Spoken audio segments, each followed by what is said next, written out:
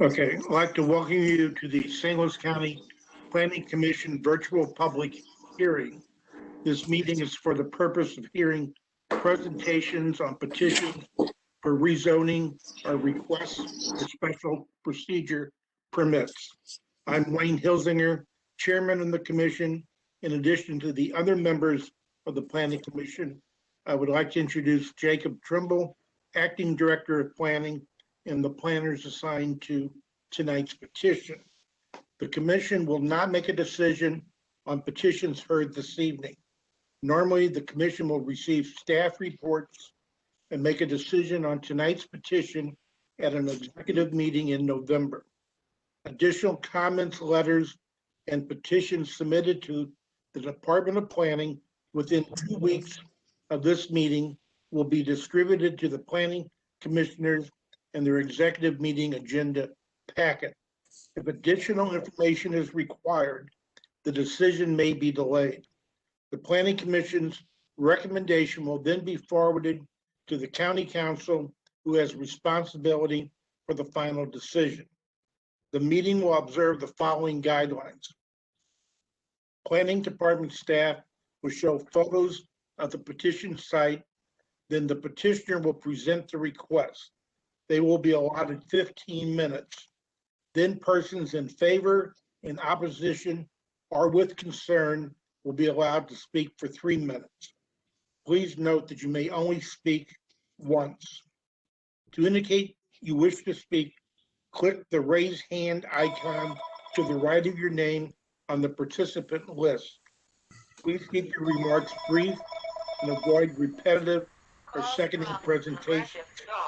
After all opposition speakers have spoken, only the petitioner will be allowed a 5-minute rebuttal to answer questions and points raised by other speakers. The Commission may ask questions of any speaker. After the meeting concludes, a poll will appear, allowing you to indicate whether you are in favor, in opposition, or with concern. This is not a vote and is not binding on the Commission or the County Council. The purpose is to make the crowd count part of the record for each petition. And with that, we'll hear tonight's first petition, which is PC 26-21, Dairy Maids, a request for a conditional use permit. Yes, this is PC 2621 Dairy Maids, Inc. It is a request for a CUP procedure in the C2 shopping and FPC2 floodplain shopping districts concerning a 1.06 acre tract of land on the southwest quadrant of Halls Ferry Road and Kappel Drive. The site is in North County, and on the right you can see it outlined in red. You can see here that Halls Ferry Road has retail development on the frontage, much of it dedicated to automobile services.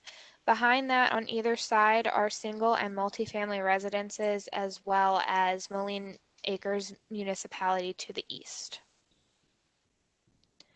Here is a second aerial view. You can see the existing garage on the northern portion of the site and the retail building next door.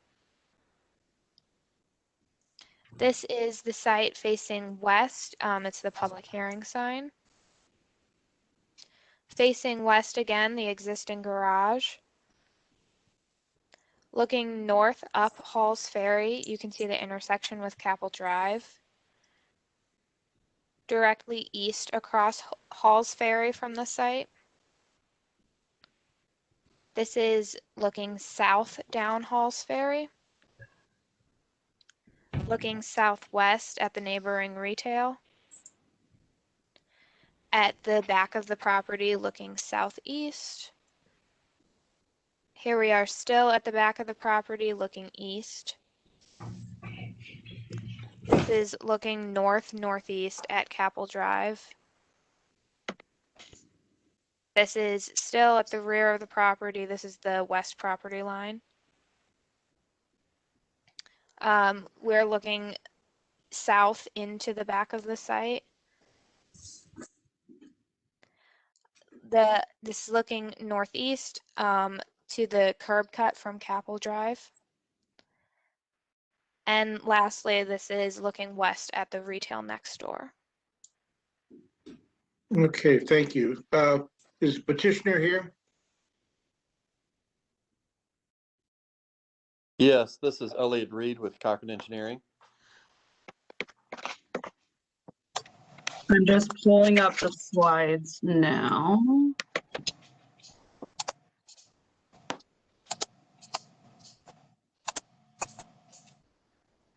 Can you all see this? Yes. Yeah. Yes, as staff stated, this is a conditional use for 9899 Halls Ferry Road. This building is 1,250 square feet. It has been around for a long time. I believe the sign there says established in 1954. This building has operated as a automotive repair since that date. I believe ceased operations at the end of 2020. The owner would like to continue leasing this space for automotive repair. But since it has been rezoned sometime in the past, it was operating, I believe, as a non-conforming use. So since it ceased operations as automotive repair, we need to provide a conditional use permit going forward. So that's what we are requesting tonight. The building itself will not be changing. It's 2 bays. It will remain 2 bays. The access drives, parking lot, everything else will remain as it is today. We're just following through with conditional use so he can lease that property again as automotive repair. And I would be happy to answer any questions you may have. Okay. Commissioners, questions? Are there any plans at all to update the building? Any plans? No, there are none. Wow. You plan on leaving it in its current state then? Yes, the owner of the building will basically maintain the exterior as it is today. Anyone who leases that building, he will update the building to code, and that will be part of their lease. So anything on the inside they're doing, and he's going to keep the building on the outside as is. So there's no painting, no resurfacing of the lot? Correct. Okay. Anyone else? Commissioners, if I may I ask a question of the petitioner? Yes, absolutely.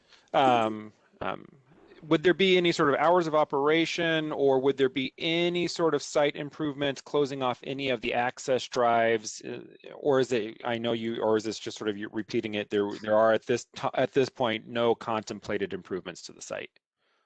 There are no contemplated improvements to the site. He has been speaking with a couple people that are interested in leasing the building and the property. He doesn't have anything in writing yet with them. He wanted to get through this conditional use process first. So basically, in order to answer your question on the hours of operation, there's nobody signed up right now. So going on a limb, I would say it would still be a typical automotive use, maybe 7 or 8 in the morning till 6 or 7 at night or whatever. I don't see this Sure. being later than that. Understood. Was this, Anyone else? yeah, Wayne, Keith, Yeah. did we have this come across the table last year on another zoning? They were going to put a store or something in here? We've Or not is that a seen this different site before the commission recently. All right. Thank you. Okay, anyone else? Seeing none, it's what we see is what we get. Okay. Melissa, you want to go ahead and see if anyone wants to speak? Sure. So if anyone wants to speak in favor or in opposition to this request, please hit the raise hand button, which is either next to your name on the participant list or could be in the bottom right-hand most corner of your screen.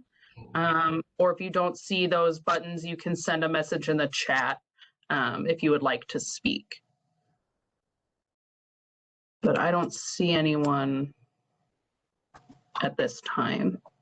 Okay. Seeing no one, we do not need rebuttal. And at that time, this concludes this public hearing on PC 26-21, and we'll go on to PC 27-21, Jeremy King, the watering bowl. Good evening, Commissioners. This is PC 27-21, Jeremy King, the watering bowl, which is a request for a change in zoning from R2 Residence District to the C8 Planned Commercial District for a tract of land 1.63 acres in size, located on the west side of the intersection of Mattis Road and Worthington Drive and the east side of Old Tesson Road. You can see from the context map, this site is located in South County, just to the south of 270 and to the east of Tesson Ferry. From the land use map, you can see sort of centrally located there, the site, which is currently vacant. It was formerly a concrete plant. To the south and east is largely residential. Immediately adjacent to the site is multifamily. As you go further east and south, it's single family. There is a senior living facility as well along Mattis Road. And then to the west and north, you can see the northern bound on this extent is Interstate 270, and then it's the commercialized Tesson Ferry corridor. On the east side of Tesson Ferry Road is, retail, commercial shopping centers, as well as several medical offices. If you go to the west side of Tesson Ferry Road, there's the Mercy South Hospital Complex along Kennerly Drive, as well as a small multifamily development and Kennerly Elementary School, which is within the Lindbergh School District. And in this aerial, you can see the subject site at a closer view and see the sort of unusual shape of the site, triangular in nature, and then some of the surrounding land uses. So this view would be looking south across Mattis Road towards the subject site. You can see the notice of public hearing sign just in front of the fence near the existing structure. And then from the same spot, just looking more southwest across Mattis towards the subject site. And then turning around, looking northeast across Mattis from the subject site. And this view is a little bit further north along Mattis Road, but you're looking from the subject site to some of the commercial development across Mattis Road. This view is looking southeast along Mattis Road. And then this view is looking northwest along Mattis Road towards the intersection with Tesson Ferry. And this view is showing that intersection again in a little bit more detail, looking north from the subject site towards that intersection of Tesson Ferry and Mattis Road. And this view is west across Mattis Road. You can see the rear of a large commercial shopping center. This view is south along Old Tesson Road, and the subject site is just to the east here. And then this view is west from the subject site across Old Tesson Road, again at the rear of the commercial center.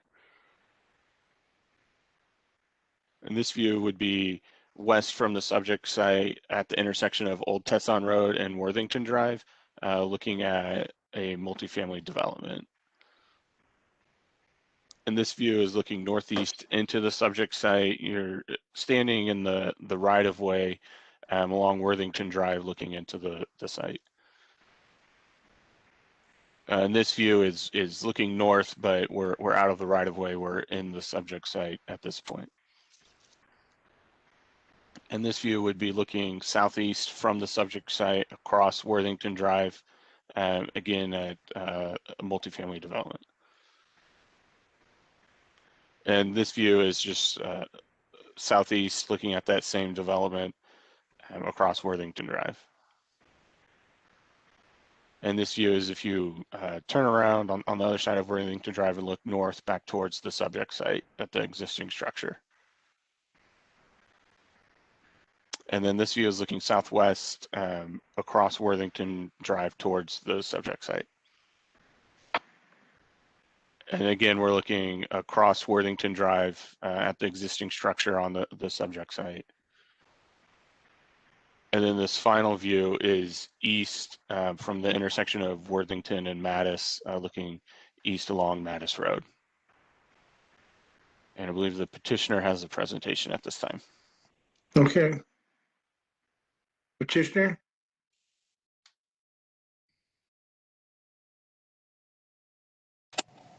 Yes, Mr. Chairman, my name is Jim Hall. Let me start our presentation here. My name is Jim Hall, and I'm a land planner and a landscape architect with Hall and Associates, with offices at 4248 Sunnyview Drive in South St. Louis County. I'm here this evening on behalf of Jeremy King and the Watering Bowl in their petition to develop and rezone the subject site from its existing R2 15,000 square foot residence district to a C8 planned commercial district to permit a pet daycare facility, including overnight boarding of pets, along with all permitted uses under the C2 shopping district. As noted by staff in their presentation, the subject 1.63 acre tract is triangular in shape and is bounded by Mattis Road on the north, as shown here.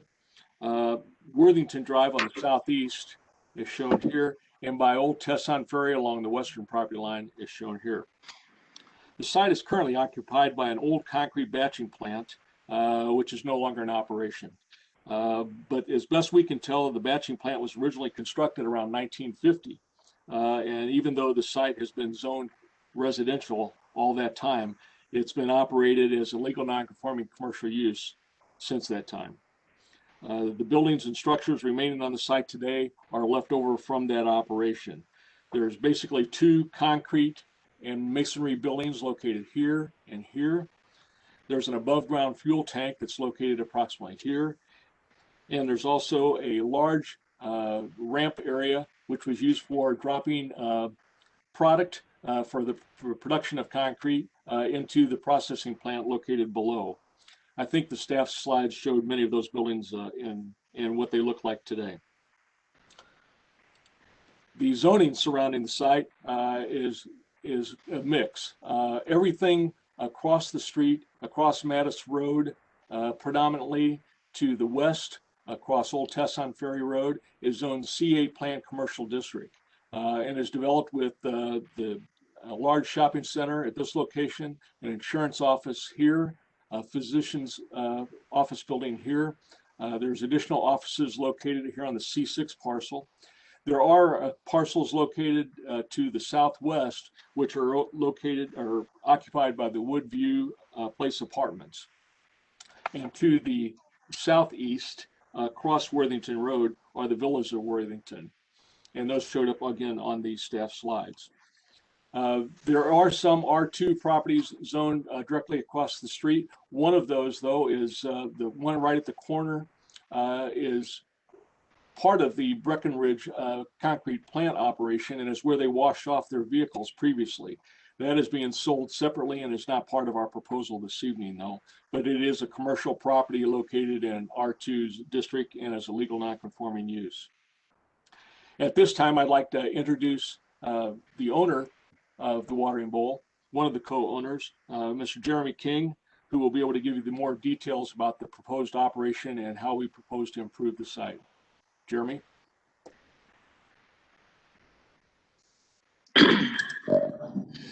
Hey guys, my name is Jeremy King and I am the owner and founder of the Watering Bowl. We currently have 4 locations here in town, and our original location in South County is currently located at Lee May Ferry in Lindbergh. That is the location that we are looking to relocate to this proposed site. We lease that building currently, and it is being sold and being replaced by a Quick Trip. So we are in effect being forced to move. So we've been doing this for almost 12 years. That South County location is our original location, and it's important to me that we find a way to remain in South County. It's where we started, and it's important to me that we are able to continue to work with those clients and their dogs. So we have found this building. We have in the last few years rehabilitated some other very rough, similar buildings.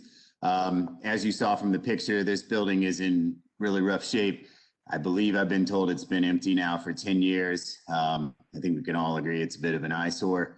Our location pictured in the slide in front of you, the one that says Dog Grove, that is our location in the city near the Science Center. It was in very similar shape to this building when we acquired it. And I think we did a pretty good job of bringing it back to life and making it something the area can be proud of, as opposed to something they would prefer not to look at. So I only bring that up to prove that, you know, we have a track record of taking buildings and bringing them back to life, which is our intention here. I guess I should have touched on, we are a cage-free doggy daycare and boarding facility.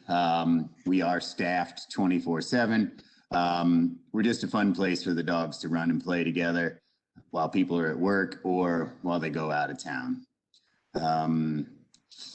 I think for the most part, that probably covers the gist of what we're hoping to do here. If you guys have any questions, I would certainly welcome those. Okay, commissioners, questions? Yeah, Wayne, Keith, what's Yeah, go ahead. what's the hours of operation going to be planned for this? Sure. Yeah, so Monday through Friday, we are open to the public from 7 a.m. to 7 p.m. And on the weekends, we are open 8 a.m. to 4 p.m. Okay.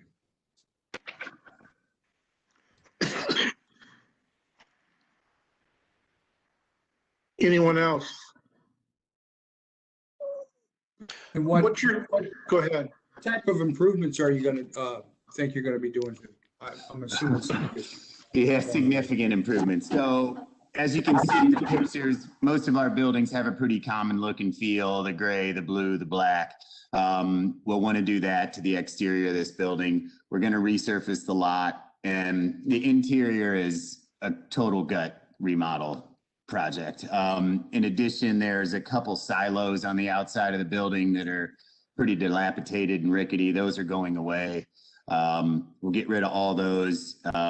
Basically, we're going to turn it into a brand new building. We're just keeping the outside structure because it's built like a bomb shelter, and it seems like a waste to tear it all down completely. And we feel like the space that's inside is usable for us.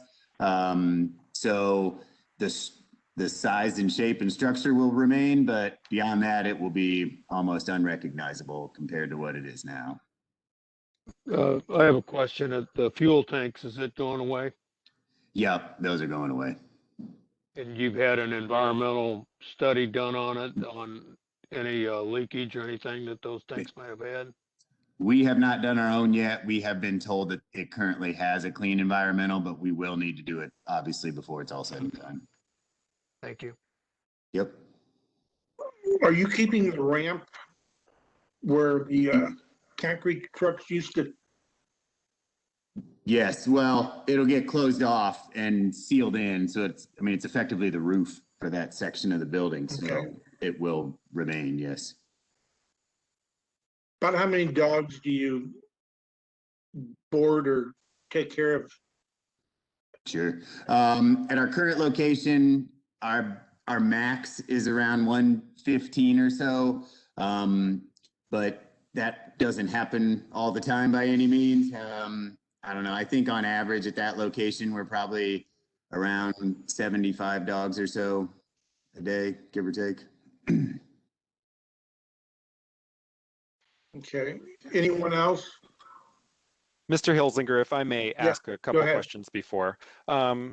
Could you walk us through a little bit about some of the exterior improvements? Where do the dogs go outside? Where will fencing be? What times do the dogs go outside? And what sort of mitigation do you do about noise control from barking dogs? Sure.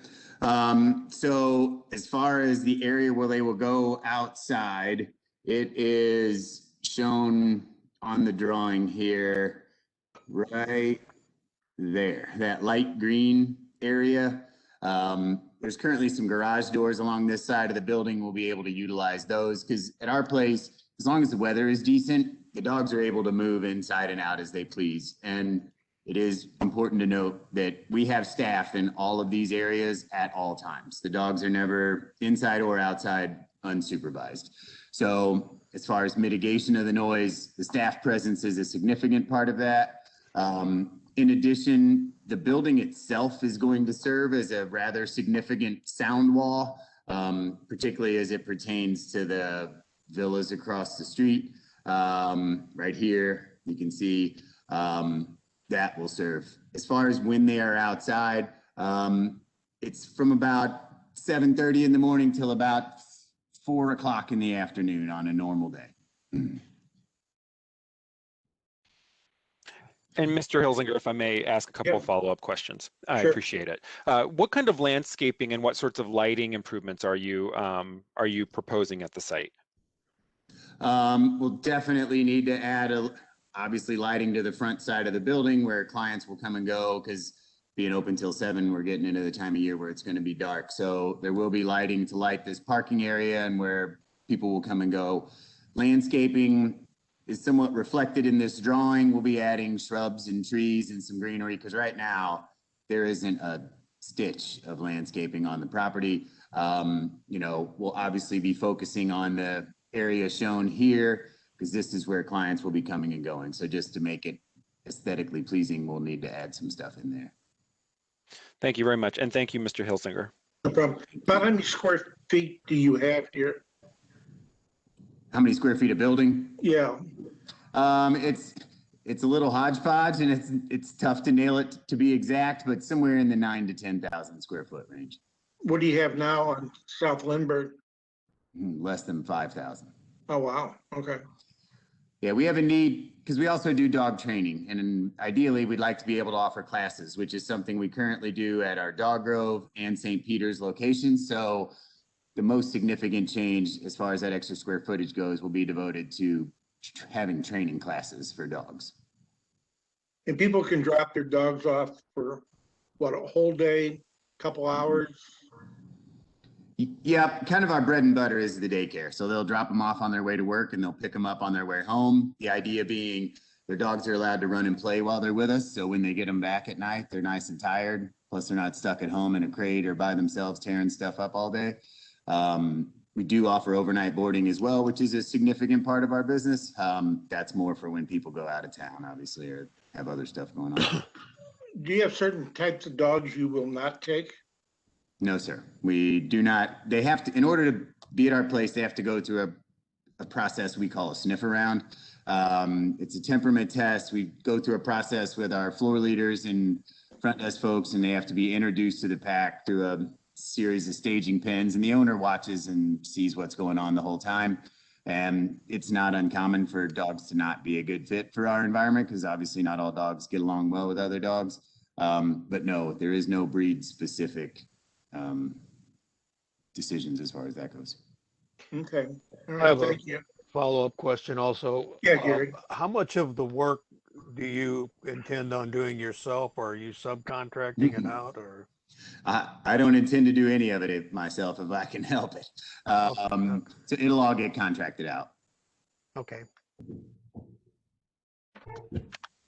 Hey, anyone else? Seeing none, Melissa, you want to see if anybody would like to speak? Sure. So if you would like to speak in favor or in opposition to this petition, please hit the raise hand button, which is either next to your name on the participant list or in the bottom right-hand corner of the screen. If you don't see it in either of those spots, you can send a chat message and we can unmute you.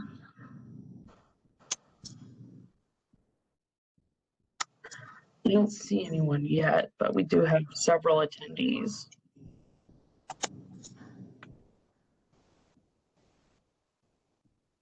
Okay, we will start with Jenny Beckman. Forgive me if I've mispronounced. Jenny, you are unmuted to give your comments. Hello, everybody. I just wanted to speak on, I am living across the way at Villas at Worthington, and I just briefly want to share how excited we would be to, or excited I would be to have this establishment definitely improve the community because of the eyesore that is there right now. We've been looking at that for a long time, and I just think that this will be a drastic improvement to our community, and I know that that my dog would be very excited to be able to spend time there. So I'm definitely in favor. So thank you. Thank you. Okay, next will be Martha Wagner. Martha, you are unmuted to give your comments. Okay, can you hear me? Yes. I am definitely in opposition to this. I live right across the street. I went to the public hearing. He told us at that time that he would have 75 to 140 dogs on a daily basis. That is way too many barking dogs. This is a residential area, not a commercial area. For that many animals, it should be out in the countryside or an industrial place, not across from a subdivision, apartments, and other condominiums. While I'm not saying it's not an eyesore, and I'd love to see something happen to it, but not 140 animals a day. Plus, I think he forgot to say that he boards dogs every night, and so how do you control barking dogs all during the night when you're directly across the street? There's no way. Plus, Mattis Road is a 2-lane road basically up to that intersection. There's only one turnaround in the whole street from Lee Ferry up to Tesson Ferry. So the traffic already is horrendous. So you add 140 owners a day dropping dogs off, picking dogs up, all hours of the day. The traffic, it's already hard to get out of our subdivision. Plus, our subdivision is private streets. You're going to have people cutting through to avoid the traffic. And it's just going to be an impossible situation. And the odor, where do you put dog poop for 140 dogs on a daily basis? I think I asked him at the public hearing what he does with that, and he said that it would be carried off-site twice a week. Well, that leaves 5 days a week with 140 dogs pooping and peeing. And I'd like you to ask yourself, how would you like your closest neighbor across the street to be 140 animals in a residential area? It's just not feasible, and I think it will hurt our property values. Who wants to live across the street from 140 barking dogs? I don't think any of you would want that. So it needs to be moved out away from a residential area. Where he is now is not a residential area.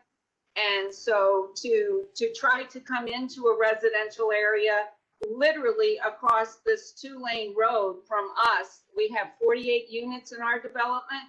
Starboard is just next door to us with units. Across the street is condominium units, and then there's an apartment right behind it.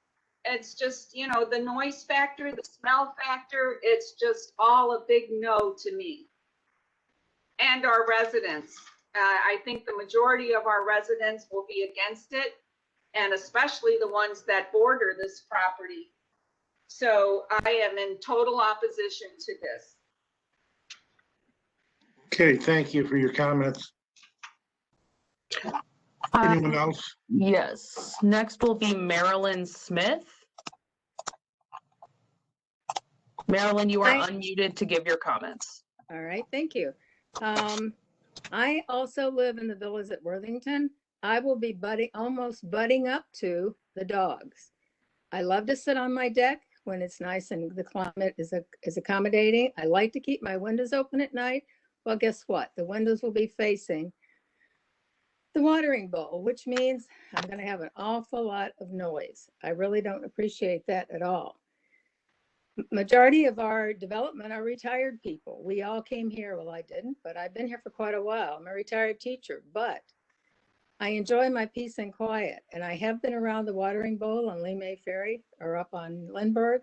It's noisy. I walked the long way around it. You can hear it for a long direction. And the traffic is the other big issue. When I was teaching early in the morning, you always had trouble getting in and out of Mattis Road. Well, it's not going to be any better. Now it's the same thing, only it's gotten worse. Any traffic issues and people cut through Mattis to get from Lee Ferry to Tesson Ferry or the other way. So I'm agreeing with Martha. I don't think this is a good place to have it. There's just too much noise, and anybody who wants to come here and buy a place, if they have to hear that noise when they come in, we're going to lose sales. So I am in total opposition to this place. Thank you. Okay, I don't see anyone else at this time. If you would like to speak, please click the raise hand button. Also, if you have other comments, you can send them via email to planning@stlewiscountymo.gov.